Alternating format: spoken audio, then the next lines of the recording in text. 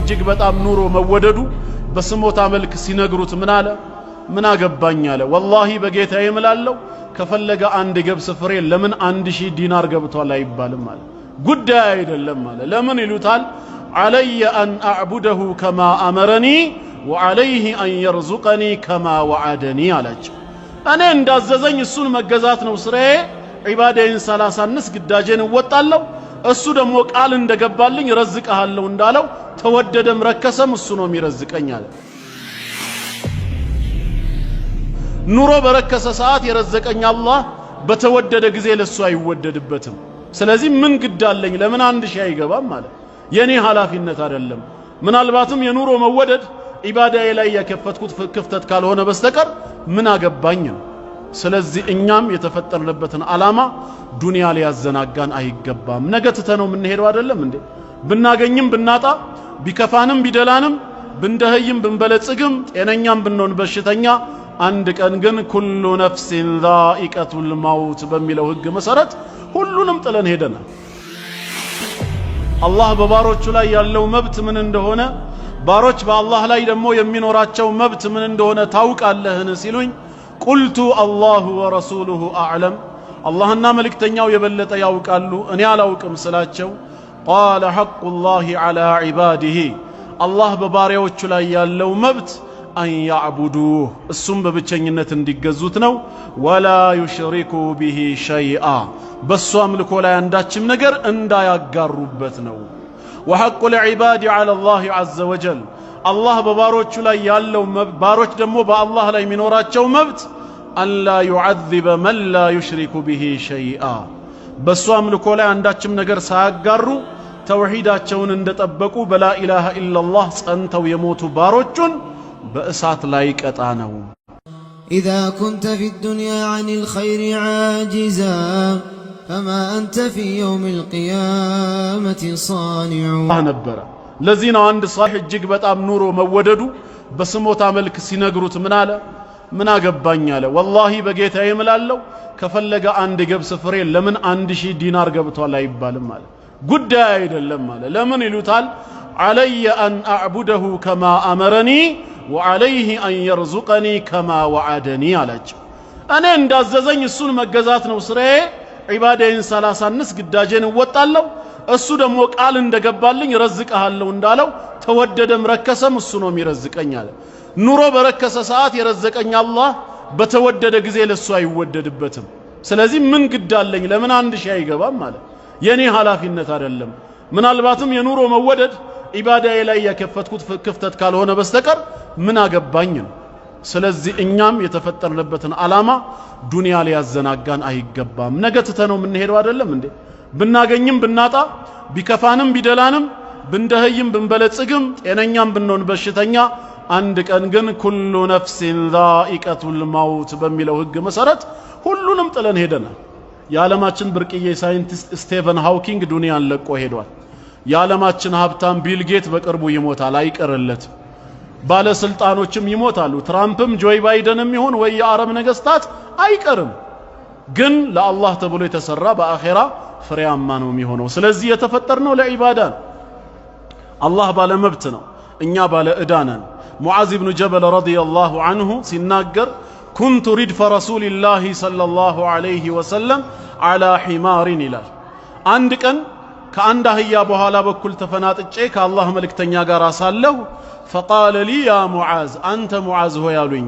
ቁልቱ ለበይከ ያ ረሱለላህ ሰለላሁ ዐለይሂ ወሰለም፣ አቤት አንቱ የአላህ መልእክተኛ ሆይ ስላቸው ቃለ አተድሪ ማ ሐቁላሂ ዐለል ዒባድ ወማ ሐቁ ልዒባድ ዐለላሂ ዐዘ ወጀል፣ አላህ በባሮቹ ላይ ያለው መብት ምን እንደሆነ፣ ባሮች በአላህ ላይ ደግሞ የሚኖራቸው መብት ምን እንደሆነ ታውቃለህን ሲሉኝ ቁልቱ አላሁ ወረሱሉሁ አዕለም፣ አላህና መልእክተኛው የበለጠ ያውቃሉ እኔ አላውቅም ስላቸው ቃለ ሐቁላሂ ዐላ ዒባዲሂ፣ አላህ በባሪያዎቹ ላይ ያለው መብት አን ያዕቡዱህ፣ እሱም በብቸኝነት እንዲገዙት ነው።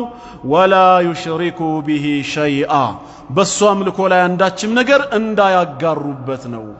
ወሐቁ ልዒባድ ዐላ ላህ ዐዘ ወጀል፣ አላህ በባሮቹ ላይ ያለው መብት፣ ባሮች ደግሞ በአላህ ላይ የሚኖራቸው መብት አላ ዩዐዚበ መን ላ ዩሽሪኩ ቢሂ ሸይአ በሱ አምልኮ ላይ አንዳችም ነገር ሳያጋሩ ተውሂዳቸውን እንደጠበቁ በላ ኢላሃ ኢላላህ ጸንተው የሞቱ ባሮቹን በእሳት ላይ ቀጣ ነው። ናስ እየዞርኩኝ ሰዎችን ላበስራቸው እንዴ ያ ረሱላላህ ሰለላሁ ዐለይሂ ወሰለም ቃለ ላ ቱበሽሩሁም አሁን አታበስራቸው ፈየተኪሉ እሷ ላይ ብቻ ይደገፉና ሌሎች ህግጋቶችን ረስተው ወንጀል ላይ ተዘፍቀው ራሳቸውን ለቅጣት ሊዳርጉ ስለሚችሉ አሁን አትንገራቸው አሉት። فأخبر بها معاذا عند موته تأثما ሙዓዝ ረዲየላሁ ዐንሁ ሊሞት አካባቢ ይሄንን ሐዲስ ተናግሮ ሞተ። ሌሎች እስላማዊ ትምህርቶች ቅድሚያ የሚሰጠው ለምንድነው ከተባለ لأنه دعوة الأنبياء የነቢያቶች ሁሉ የመጀመሪያ ስብከት በመሆኑ ነው። እያንዳንዱ ነብይ እያንዳንዱ ረሱል የነብይነትና የረሱልነትን ማዕረግት ከጌታው ከአላህ ዘንድ ተቀብሎ ወደ ህዝቦቹ ነብይና ረሱል ሆኖ ሲላክ የመጀመሪያ ጥሪው ሰዎች ሆይ ላኢላሃ ኢላላህ በሉ ትድናላችሁ። የላኢላሃ ኢላላህን አስተምህሮ አምኖ ሳይቀበል ራሱም ሳይተገብር ህዝቦቹንም ወደ ላኢላሃ ኢላላህ ሳይጣራ ነብይም ሆነ ረሱል ተደርጎ የተላከ አንድም ግለሰብ የለም። አላህ የላካቸው 124000 ነቢያት 315ቱም ሩሱሎች የመጀመሪያ ጥሪያቸው ላኢላሃ ኢላላህ። ነቢያቶች ቅድሚያ የሰጡት ስብከት ይሄ ከሆነ እኛም ይሄን ስብከት ቅድሚያ ሰጥተን ልንማረው ልናስተምረው ይገባል ነው። ላኢላሃ ኢላላህ ዳዕወቱል አንቢያ የነቢያቶች ሁሉ ጥሪ የነቢያቶች ሁሉ ስብከት በመሆኑ ነው። ከአደም ዘመን አንስቶ የመጨረሻው መልእክተኛ እስከሆኑት እስከ ነብዩ መሐመድ አለይሂ ሰላቱ ወሰላም ድረስ ያሉት የሁሉም ጥሪ ላኢላሃ ኢላላህ ነው። ይሄ አንደኛው ምክንያታችን ነው። የነቢያቶችና የሩሱሎች ሁሉ ቅድሚያ ስብከት ይሄ መሆኑን በምን ማወቅ ይቻላል? ጌታ አላህ በሱረቱል አንቢያ ቁጥር 25 ላይ የተናገረውን በማየት ጌታችን በሱረቱል አንቢያ ምዕራፍ 21 አንቀጽ 25 ላይ ለረሱል አለይሂ ሰላቱ ወሰላም ምን ይላቸዋል?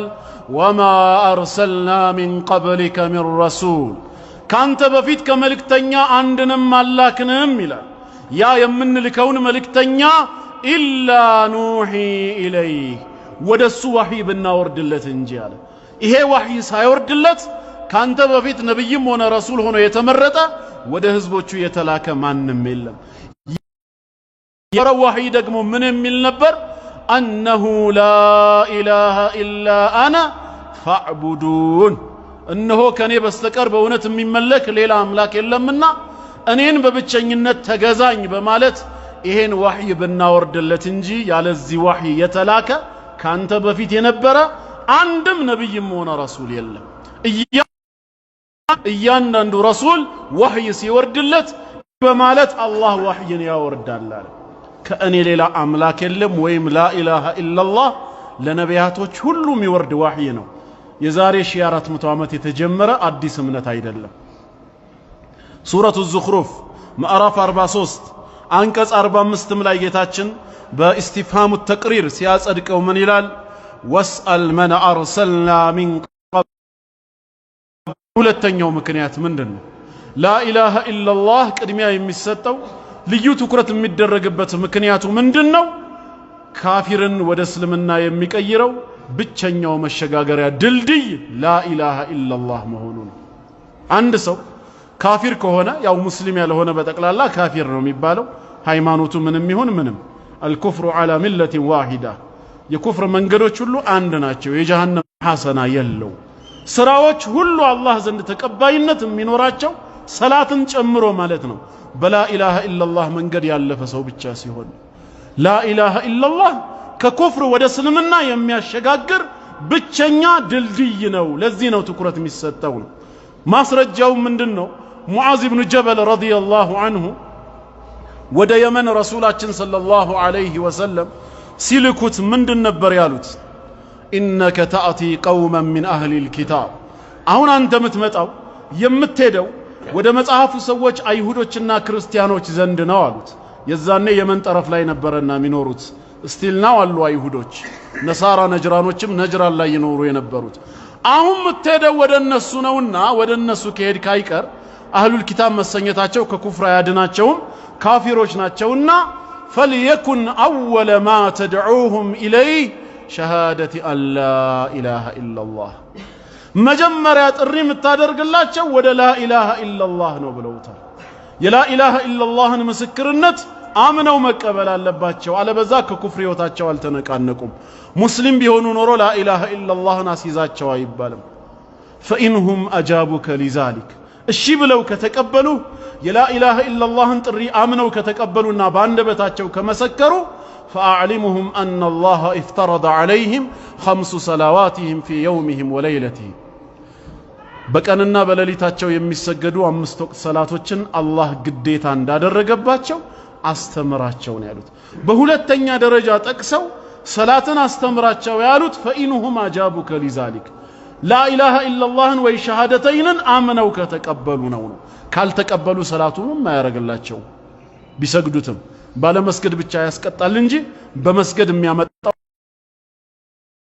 ኢላላህ ነው ሊያስተካክለው የሚገባው እኛ ግን ለልጆቻችን የሚሰጠን የመጀመሪያ ትዕዛዝ ሰላት መሆኑ ፊጥራችን እስልምና መሆኑን ስለሚያሳይ ነው አልተበረዘም ያ እስልምና ስለዚህ በሰላት ይጀመራል ሙስሊም ያልሆነው ማህበረሰብ ግን በላ ኢላሃ ኢላላህ ሙሐመዱር ረሱሉላህ ሰለላሁ ዐለይሂ ወሰለም ወደ እስልምና ይገባል ከዛ በኋላ ነው ሰላት የሚታዘዘው ስለዚህ ላ ኢላሃ ኢላላህ ግለሰብን ወይም ህዝቦችን ከኩፍር ወደ ምን ስለ ጂኖችም ስለ ዱንያና አኺራ ስለ ሰማይ ምድር እንወቅና አጥና ብንል ዞሮ ዞሮ ወደ ፈጣሪያቸው ነው የሚመለሱት ማን የፈጠራቸው የሚል ጥያቄ ቢነሳ አላህ ግን የሁሉ ነገር ፈጣሪና ባለቤት ነው ፍጥረትና ግኝት ጌታ አይደለም ስለዚህ እሱን ማወቅ ከውቀት ሁሉ በላጭ ነው ላ ኢላሃ ኢላላህ ስለ አላህ ስለሆነ የሚያሳውቀን ላ ኢላሃ ኢላላህ አፍደሉል ዒልም ከውቀት ሁሉ በላጭ እውቀት ስለሆነ ቅድሚያ ሊሰጠው ይገባል አላህ በሱረቱ ሙሐመድ ቁጥር 19 ላይ እንዲህ ይላል በሳቸው ስም በሰየመው ሱራ ማዕራፍ 47 ቁጥር 19 ላይ ፈዕለም ይላል እወቅ ይላል ምን አይነት እውቀት አነሁ ላ ኢላሃ ኢላሁ እነሆ ከአላህ በስተቀር በእውነት የሚመለክ አምላክ ላ ኢላሃ ኢላላህ ከአላህ በስተቀር በእውነት የሚመለክ አምላክ አለመኖሩን እወቅ ነው ያለው ከውቀት ሁሉ ቀዳሚ ውቀት ይሄ ነው ሰውነህና ከዛ በኋላ በተሳሳትም ወስተግፊር ሊዘንቢክ ስለ ስህተትህ ስለ ጥፋትህ ምህረትን ጠይቅ ላ ኢላሃ ኢላላህን ማወቅ ቀዳሚ ውቀት ዑስማን ኢብኑ አፋን ረዲየላሁ ዐንሁ ሰሂህ ሙስሊም ላይ በተቀመጠው ዘገባ መሰረት ረሱል አለይሂ ሰላቱ ወሰላም እንዲህ አሉ ብሎ ነገረን من مات وهو يعلم أن لا إله إلا الله كالله بستكر بونت من ملك أملاك على منورون أوكو بزيهم نتوس أنتو يموت سو دخل الجنة جنة قبال سايهون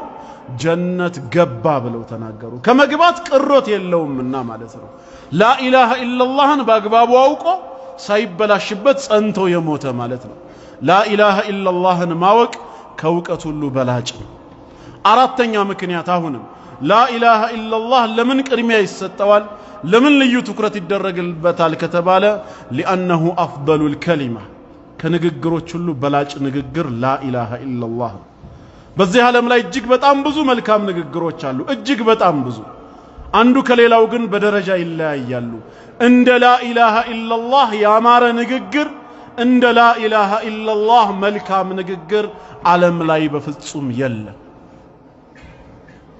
ይሄንን አላህ ራሱ በቁርአን ተናግሯል ሐዲስም ላይ መጥቷል ከጌታችን ቃል ስንነሳ ጌታችን በሱረቱ ኢብራሂም ማዕራፍ 14 ካንቀጽ 24 ጀምሮ ይነግረናል አለም ተራ ይላል አትመለከትም እንዴ አታስተውልም كيف ضرب الله مثلا አላህ እንዴት አድርጎ ምሳሌን እንደተጠቀመ ይላል በምን ዙሪያ ከሊመተን طيبة እችን መልካም ንግግር በምን እንደመሰላት ይላል ማነች መልካም ንግግሯ ኋላ ላይ እንመጣለን ጌታችን እችን መልካም ንግግር በምን መሰላት ከሸጀረቲን طيبة ልክ እንደ መልካም ዛፍ ነው ምሳሌው አለ መልካም ዛፍ ማለት አስሉሃ ثابتون መሰረቱ ካፈር በታች የጸና የማይወዛወዝ ወፈርዑሃ في السماء ፍሬዎቿ ደግሞ ላይ ሰማይ የደረሱ ለተመጋቢዎች ሁሉ ለመስጠት የተዘጋጀ እንደሆነ መልካም ዛፍ ነው እቺ መልካም ንግግር ማለት ቱእቲ ኡኩለሃ ኩለ ሒንን ቢኢዝኒ ረቢሃ በጌታዋ ፍቃድ እቺ መልካም ዛፍ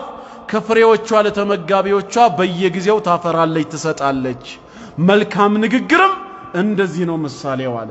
አሁን ምንድነው ሲባል መልካም ንግግሩ በዛፉ ነው የተመሰለው። አስሉሃ ሳቢት መሰረቱ የጸና ነው ካፈር በታች። መልካም ንግግርም በሙእሚን ልብ ውስጥ የጸና የተረጋገጠ የተደላደለ ነው። ወፈርዑሃ ፊሰማ ፍሬዎቿ ሰማይ እንደደረሱ የዚህ ሙእሚን የመልካም ንግግሩ ውጤት ፍሬው ወደ ሰማይ ከፍ ይልለታል።